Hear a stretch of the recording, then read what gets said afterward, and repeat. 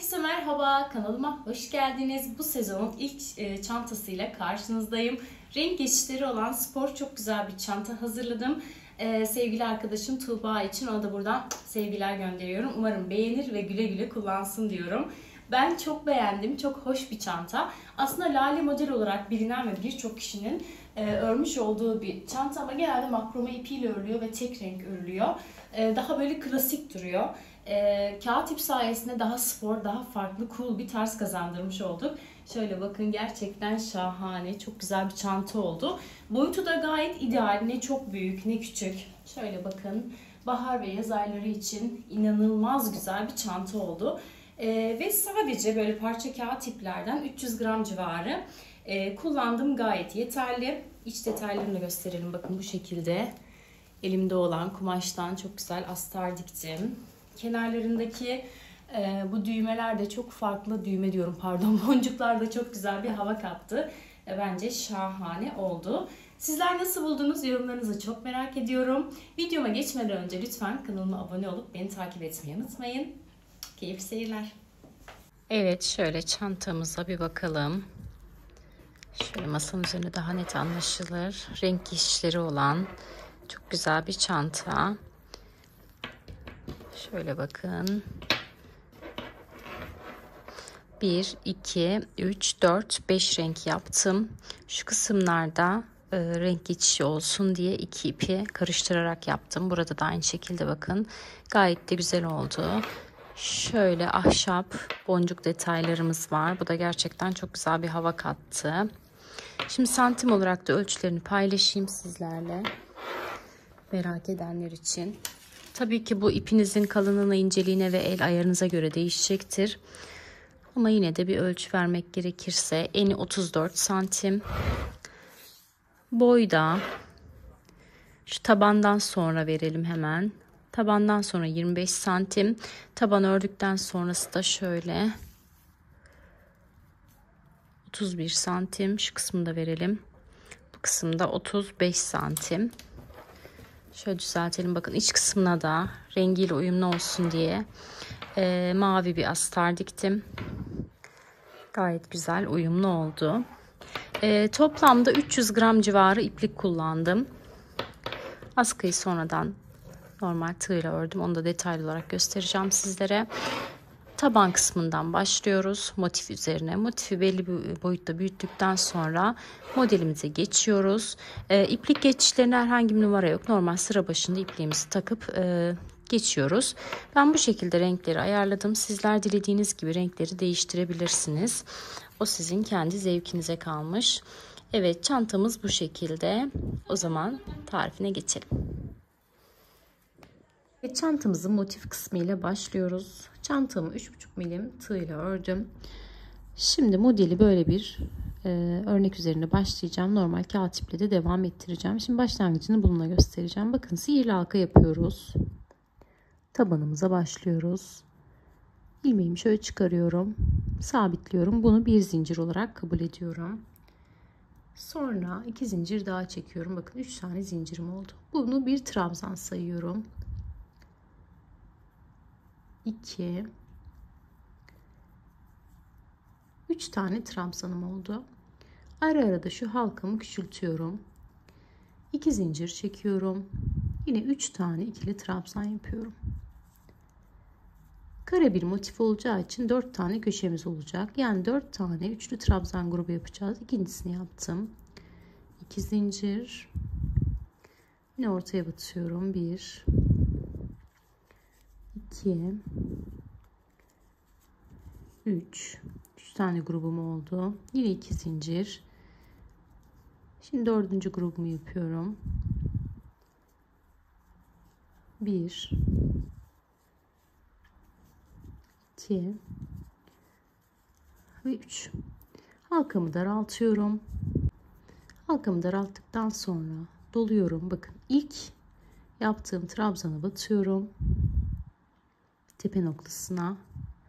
Üçünü aynı anda çekiyorum.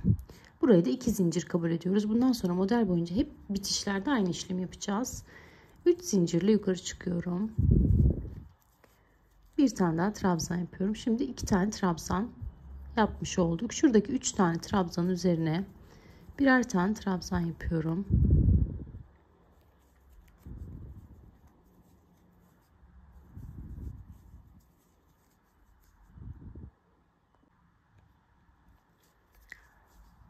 Beş tane trabzanım oldu. Şimdi boşluğa geliyorum. 2 tane trabzan yapıyorum. Şimdi bu 2 zincirli kısımlardaki yerlere batarak artıracağız ve modelimizi böyle genişleteceğiz. 3 tane trabzanım vardı. Bakın trabzanların üzerine yine 3 tane yaptım. 2'şer tane de kenara yaptım. Toplamda 7 tane trabzanım oldu. 2 zincir çekiyorum. Karşı tarafa geçiyorum. Aynı boşluğa 2 tane trabzan yapıyorum. Şuradaki yine 3 tane trabzanın üzerine trabzanlarımı yapıyorum. 2 zincirlik boşluğa geldim. Yine 2 tane trabzan yapıyorum. Burada da 7 tane trabzana ulaştım. 2 zincir çekiyorum. Orta noktaya batıyorum. 2 trabzanımı yapıyorum. Devam ediyorum.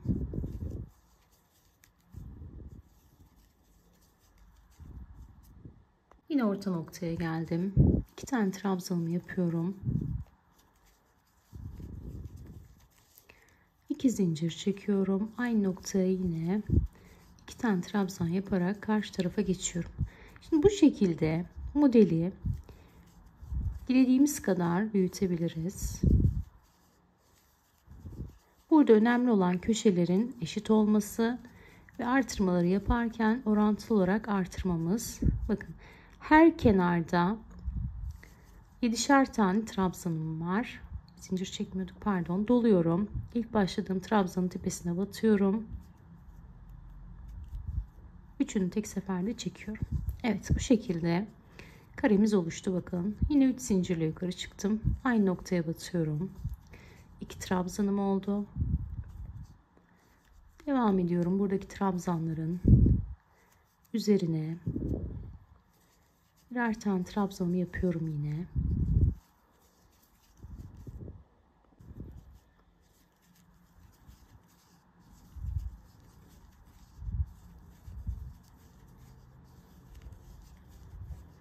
Orta noktaya geldim. Yine 2 tane trabzanımı yapıyorum. 2 zincir çekiyorum. Şimdi modelimiz aynı mantıkla devam edecek. 2 zincir çektikten sonra buraya batıyoruz.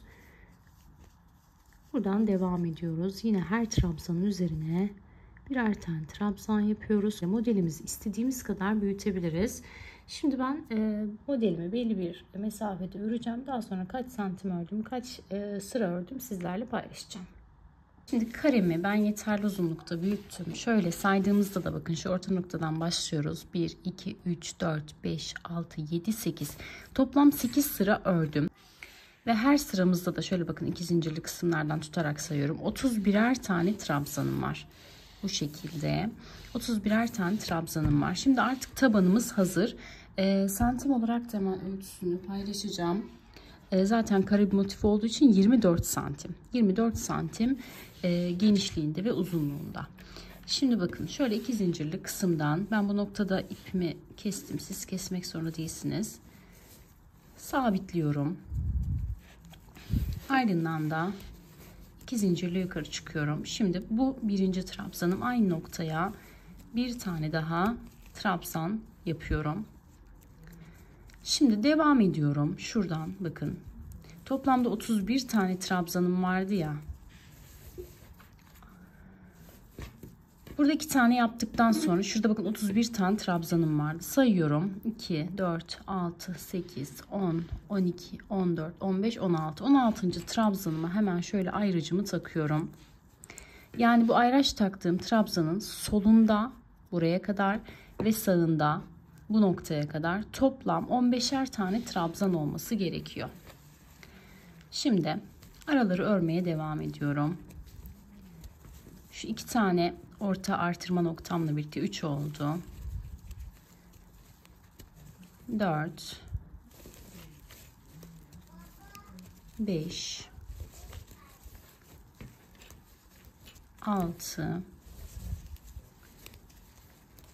7 8 9, 10, 11,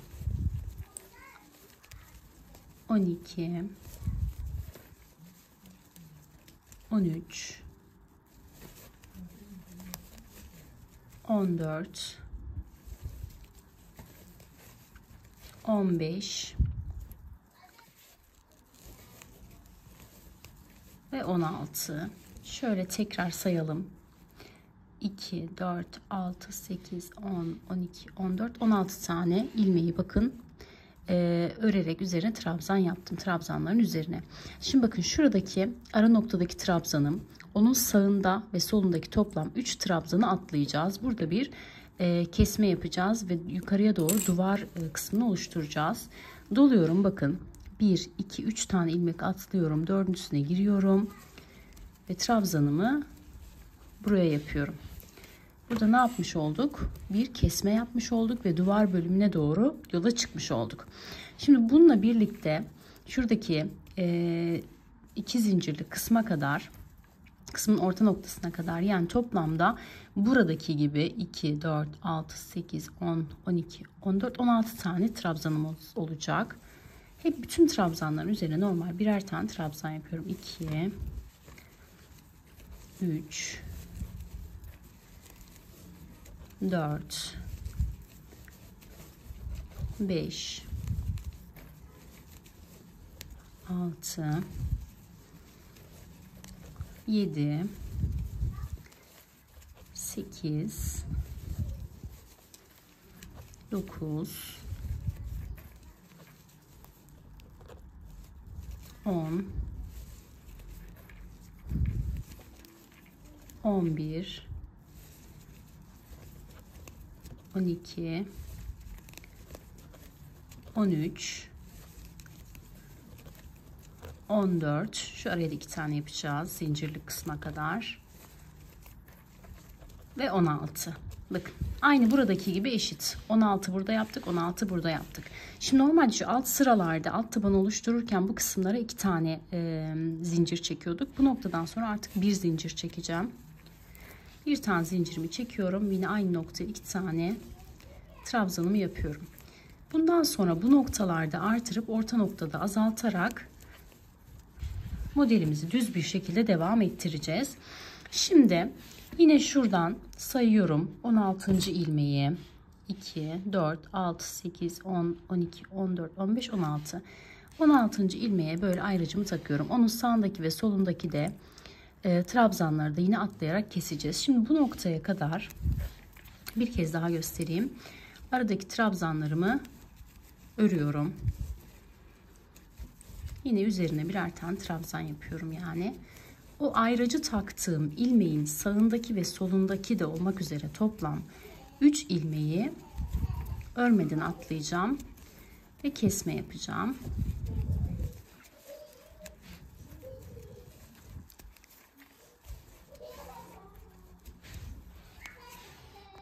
Evet, burada belirttiğim kısma kadar 16 tane trabzanımı yaptım. Şimdi bakın ayracı çıkarabilirim. Yerim artık belli zaten.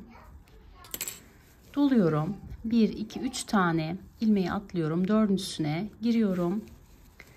Ve trabzanımı yapıyorum. Burada da bir kesme yapmış olduk. Şimdi bu şekilde aynı bu mantıkla sıra sonuna kadar devam edelim. Sıra sonunda şu bitişte tekrar göstereceğim. Yani bu sırayı bu şekilde tamamlıyoruz. Daha sonra görüşüyoruz.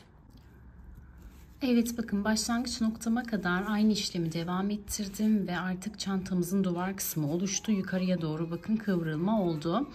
Şimdi başlangıcımızda neydi? Şuradaki orta iki zincirlik kısma 2 tane trabzan yaparak gelmiştik. Şimdi bu noktaya kadar bütün trabzanların üzerine trabzanlarla geldim. Buraya da yine 2 tane trabzanımı yapıyorum. 1 ve 2. Ardından da doluyorum. Bakın burada yaptığım ilk trabzanın tepesine batıyorum. Üçünü birlikte çekerek tam orta noktaya geliyorum. Şimdi 3 zincirle yukarı çıkıyorum. Bu birinci trabzanım oluyor. Orta noktaya yapılan trabzanlardan aynı noktaya batıyorum. İkinci trabzanımı yapıyorum. Şimdi artık şu orta noktaya kadar bakın 1, 2, 3 tane trabzanın tepesine batmıyoruz. Buraya kadar aradaki bütün trabzanların üzerine batarak geliyoruz. 2,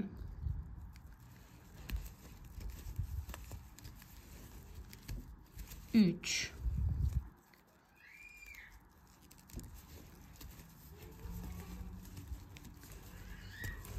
4, 5,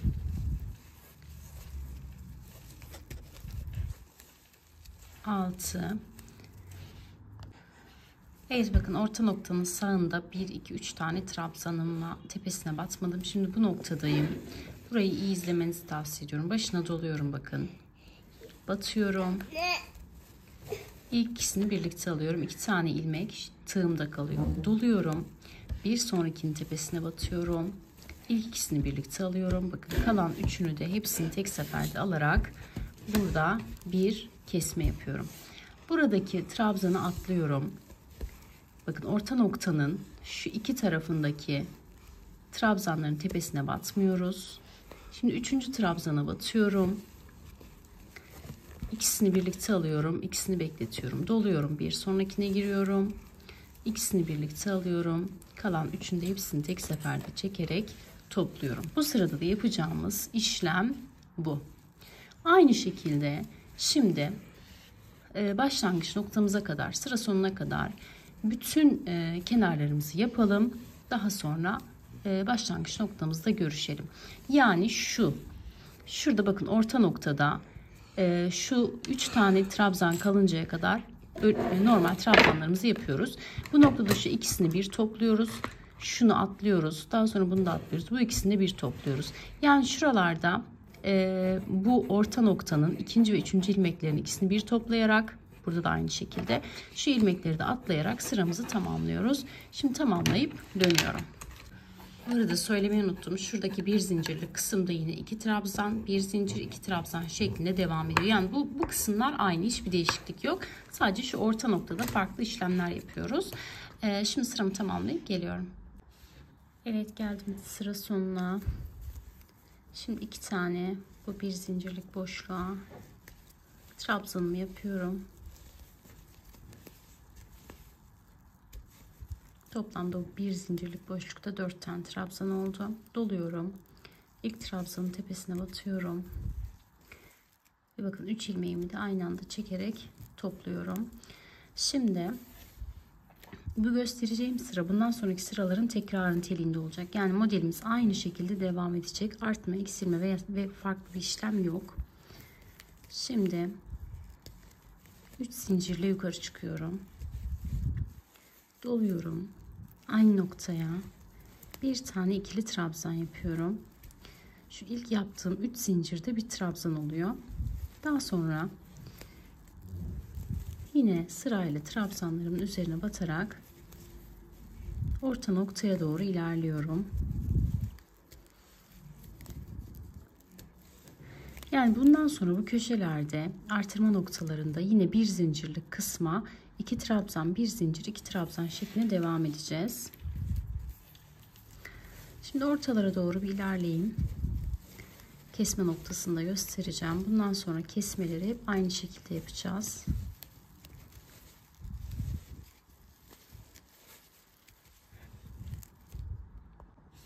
Evet bakın geldik kesme noktamıza, orta noktaya. Şimdi bir önceki sırada şu topladığımız ikili ilmek var. 2 tane de normal trabzan var. Şimdi doluyorum. Trabzana batıyorum. Bakın 2 ilmeği topluyorum. İkisini bekletiyorum. Doluyorum. Bir sonrakine giriyorum. 2 ilmeği topluyorum. Ve ardından da bu 3 ilmeği hepsini tek seferde topluyorum. Şimdi bir önceki sıradaki bu toplama ilmeğini bu sırada örmüyoruz. Doluyorum. Bu taraftaki toplama ilmeğini de örmüyoruz. Bundan sonra hep böyle bu 2 ilmeği es geçiyoruz. Şöyle üçüncüye giriyoruz. Yine ikisini bekletiyoruz. Doluyoruz. Bir sonrakine giriyoruz. İkisini alıyoruz. Üçünü de tek seferde topluyoruz. Evet, bundan sonra orta noktalarda yapılacak işlem bu. Kalan ilmeklerin hepsinin trabzanların üzerine yine birer tane trabzan yapıyorum. Bir kez daha şu orta noktada göstereyim. Sonrası zaten tekrardan ibaret olacak. Ben 5 rengi karıştırarak öreceğim. Sizler dilerseniz tek renkte örebilirsiniz. Benim gibi renkleri karıştırarak da örebilirsiniz. Hiçbir fark olmayacak. Zaten modelimiz aynı şekilde devam edecek.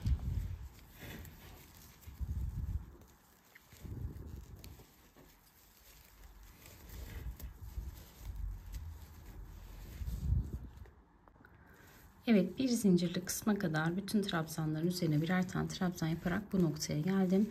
Şimdi doluyorum. Bu noktaya yine 2 tane trabzanımı yapıyorum.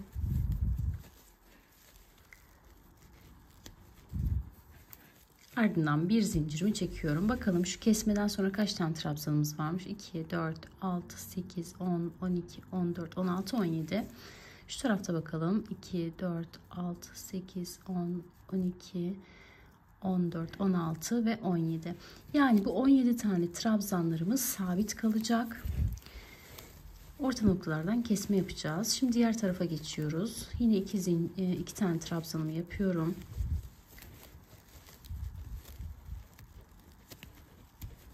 Trabzanların üzerine birer tane trabzan yaparak kesme noktama doğru ilerliyorum.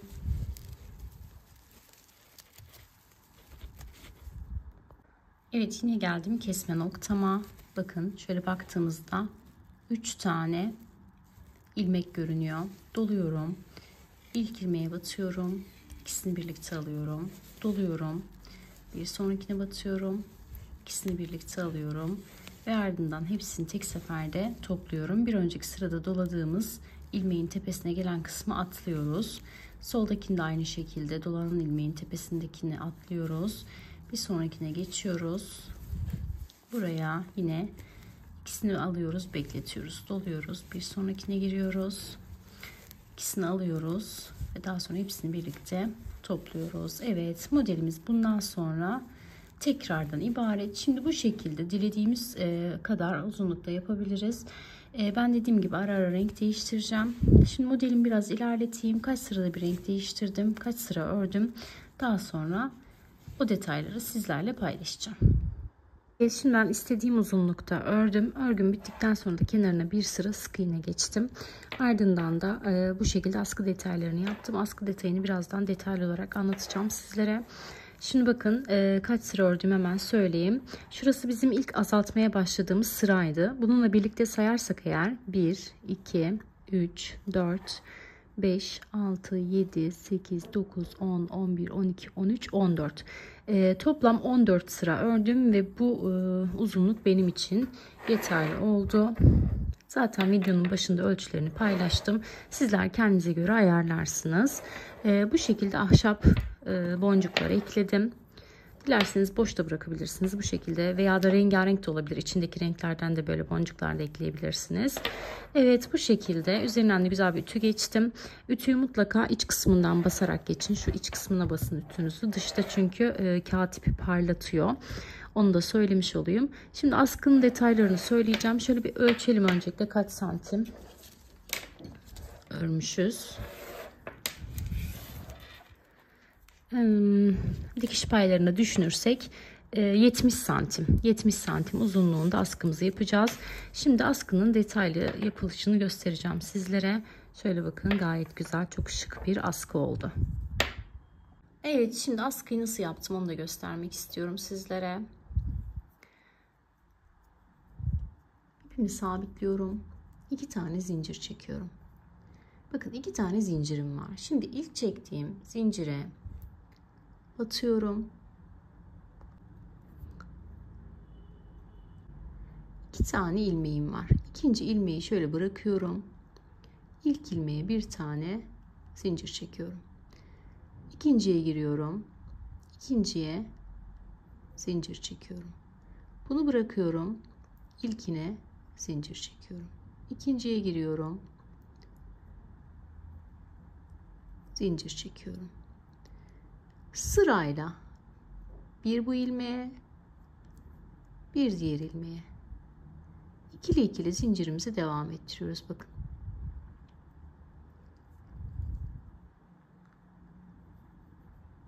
Bir bu ilmeğe. En son yaptığımız ilmeğe bakıyoruz. Onu bırakıyoruz. Diğeriyle zincir çekiyoruz. Diğerine geçiyoruz. Bununla zincir çekiyoruz. Diğerine geçiyoruz. Bununla zincir çekiyoruz. Katipte tabii ki duruşu daha farklı oluyor ama modelimiz bu.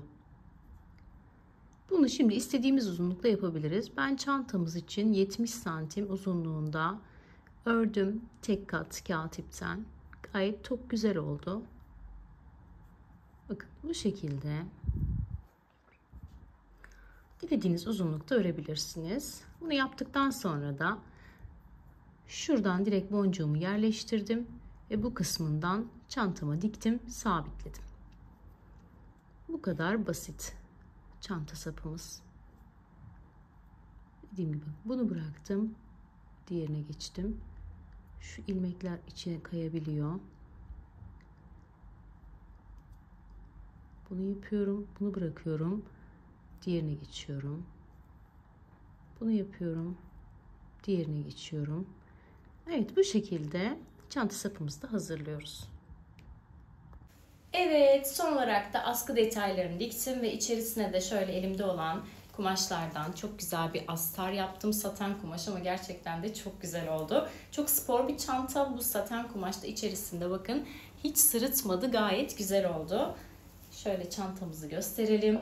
Çok güzel, şahane, kullanışlı, spor bir çanta oldu. Umarım sizler de beğenirsiniz. Nasıl buldunuz yorumlarınızı ihmal etmeyin. Kanalıma abone olmak ve yorum yapmayı unutmayın. Başka bir projede görüşmek dileğiyle. Hoşça kalın.